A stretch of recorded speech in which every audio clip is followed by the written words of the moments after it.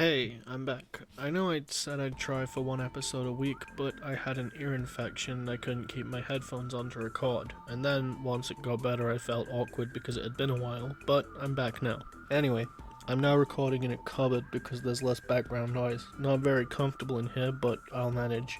But enough of that, on to the story. 2 days later, the gang ends up at Fire Mountain, where the Ox King attempts to attack Oolong and Bulma. Jaco and Goku both attempt to fight the Goliath, but even Jaco seems to be struggling against him. Yes, I'm going with the Tree of Might pamphlet saying that the Ox King had a power level of 900 because I find it funny that he could have helped against Raditz and chose not to. Jaco said in the Galactic Patrolman manga that an adult Saiyan would overwhelm him, and given that Raditz is the average Saiyan, I'm gonna say that Jaco is about 400, which is nothing to sneeze at in Dragon Ball, but he's still no match for the Ox King.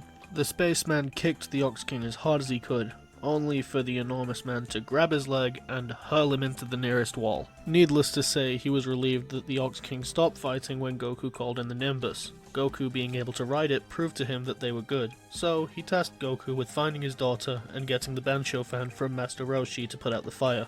At the mention of Roshi's name, Bulma decided to stick a little closer to Jaco just in case the old man tried anything inappropriate. So, thankfully Oolong doesn't have to pretend to be Bulma and let Roshi feel her boobs. His boobs? Anyway, Roshi doesn't have the Bancho fan but says he'll put out the fire himself by blowing up the mountain with a maximum power Kamehameha. Goku immediately copies this technique, which interests Roshi enough for him to offer to take him on as a student once he's done gathering the Dragon Balls with Bulma. Goku still promises to marry Chi-Chi, but Jaco takes a moment to explain to him what that means afterwards, as he overheard the conversation with his galactic receiver. Goku still doesn't exactly get it, but he figures a promise is a promise. A few days later, while searching for the last Dragon Ball, the gang stop at a town controlled by the Rabbit Mob, and because Bulma is still wearing the Bunny Girl suit, the citizens are afraid of her. She gets a free outfit out of it, before the gang are confronted by the real Rabbit Mob. Monster Carrot turns Bulma into a carrot, but Jaco simply points his gun at him. Yep, from this distance I can pull the trigger before you have a chance to move. You're bluffing. Try me. There was a moment of silence, but the rabbit relented, turning Bulma back into a human, and then Goku sent the rabbit to the moon. This actually happened in Dragon Ball for those who haven't watched it. Well, obviously Jaco wasn't there, but you get the picture. When they get back on the road, they're attacked by a robot piloted by Shu. He isn't a match for Goku, never mind Jaco, but he does manage to steal the 3-star ball from them, instead of all of them except one, like in the original timeline. Fortunately, Yamcha arrives and offers to give the gang a lift to Pilaf's castle to get it back. However, once they arrive, they are locked in a room filled with sleeping gas. Mai and Shu take the rest of the balls, as well as Jaco's gun. They wake up just as Emperor Pilaf is about to summon Shenron, and Goku blasts a hole in the wall with a Kamehameha. And then Oolong wishes for panties before Pilaf can wish to rule the world. They are then imprisoned in a cell that will fry them when the sun comes up, and in this timeline Goku doesn't have his tail, so how do they get out of it? Well, you see, the Pilaf gang may have taken Jaco's gun, but he still had the remote for his spaceship. With the press of a button, he called it to his location, it came crashing through the glass ceiling. This obviously wakes up the trio of villains who chose to run rather than fight an alien spaceship, although they take Jaco's blaster with them. Goku retrieves his power pole, but tells Jaco he couldn't find his gun. Jaco assures him that it's fine, it wasn't a big deal, and he'd be able to get a new one at headquarters. One ray gun wasn't going to influence Earth technology too much, right? Well, not for the time being. Bulma gives Goku the Dragon Radar so he can find the 4-star ball once the Dragon Balls are active again, before deciding to go back to West City with Yamcha, while Goku goes to train under Master Roshi.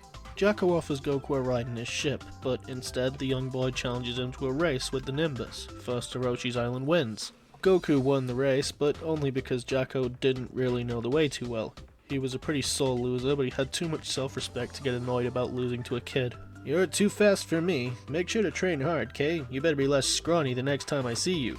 I'll work extra hard. I'll get so strong you won't even recognize me. I don't really know what voice to give Kid Goku. Roshi noticed the conversation outside and came out to greet the two of them, before taking Jaco to one side and asking him to come and visit again, telling him about his plan to enter Goku in the World Tournament in 8 months. Jaco agreed before turning to Goku. Well, I'll see you in a few months. I'll stop by your grandpa's place and tell him what's going on, but then it's back to headquarters for me. Take care, kid. The patrolman did as he said and quickly told Gohan that Goku would be training with Master Roshi for a few months before heading back to headquarters, where he was chewed out for breaking his blaster. Well, that's what he told them happened, he didn't need them knowing someone had stolen it. He gave his report about what had happened during his visit, and his superiors seemed particularly interested in these Dragon Balls, but he told them they couldn't be used again for 1 Earth year, so they put a pin in it for the time being.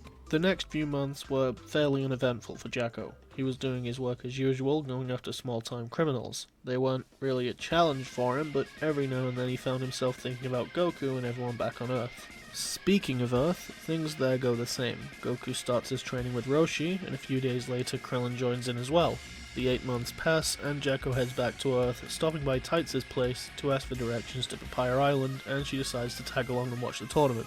You come to visit me for the first time in almost a year, and you ask for directions. I've been busy.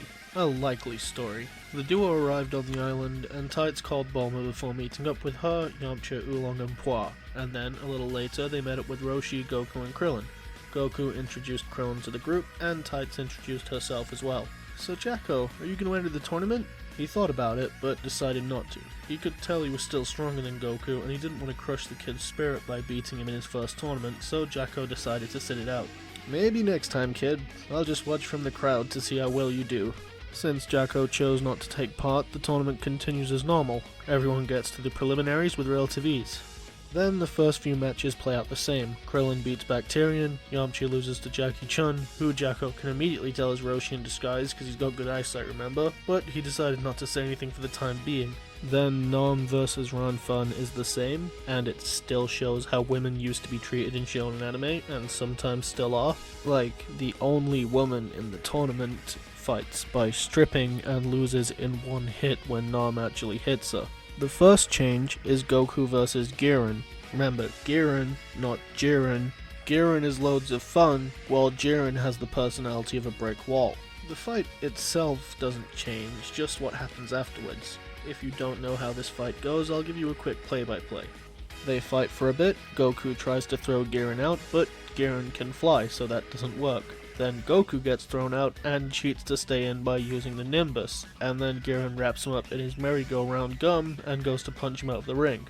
But at the last second, Goku's tail grows back, which grabs Giran's hand just as the punch was about to land. Giran surrenders after Goku breaks out of the gum and then smashes a wall, but Jaco stopped paying attention after the kid's tail grew back. This is not good! Huh? It's unusual, but I don't see the problem with it.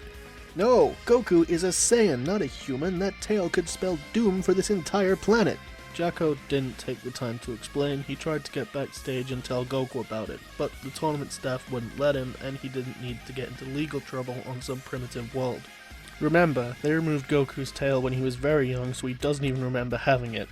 Listen, you idiots, this is a matter of life and death. Let me in. Yeah, nice story, pal. Get out of here before I call the cops. Bulma and Launch dragged him away from the gods before he could pick a fight with them. Calm down, what's all this about anyway? When a Saiyan with a tail sees the full moon, they'll turn into a rampaging giant monkey, and if that happens, this entire city is history. You didn't tell us this earlier? Bulma was starting to freak out a little, understandably so. I didn't know they could grow their tails back, I didn't think it'd come up. In the end, Jaco wasn't able to get the message to Roshi or Goku, but he figured it was fine. It was still early in the day. This tournament should be over before the moon comes out, right? He could just deal with it then. He hopes so anyway.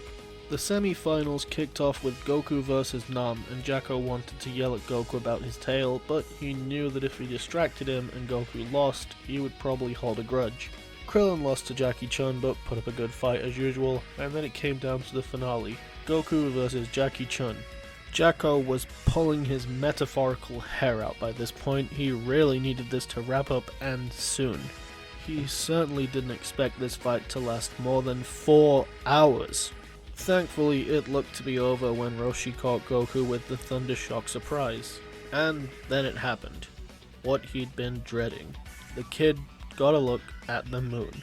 The young boy began to change shape, breaking out of Roshi's technique by transforming into an enormous simian.